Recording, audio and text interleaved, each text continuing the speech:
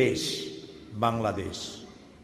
পৃথিবীতে সব থেকে বেশি সম্মান করি, মর্যাদা দেই কাবা শরীফ এবং মসজিদে নববী সৌদি আরবে থাকার কারণে মক্কা এবং মদিনা সব থেকে শ্রদ্ধার জায়গা, সব থেকে পবিত্র জায়গা। এরপরেই কলিজার সাথে, প্রাণের সাথে, গোশতের সাথে সব থেকে বেশি সম্পৃক্ত মায়ার দেশ বাংলাদেশের এই মাটি এবং এই মানুষ। এই দেশটাকে যারা দরিদ্র বলে, আমি তাদের সাথে সম্পূর্ণভাবে একমত হতে পারি না। বাংলাদেশ বাস্তব অর্থে দরিদ্র নয়।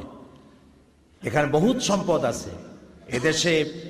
এদেশে রয়েছে বনজ সম্পদ, কৃষি সম্পদ, মৎস্য সম্পদ, রয়েছে গবাদি সম্পদ, রয়েছে কৃষি সম্পদ, রয়েছে প্রাকৃতিক সম্পদ। সব থেকে বড় সম্পদ হচ্ছে মানব সম্পদ।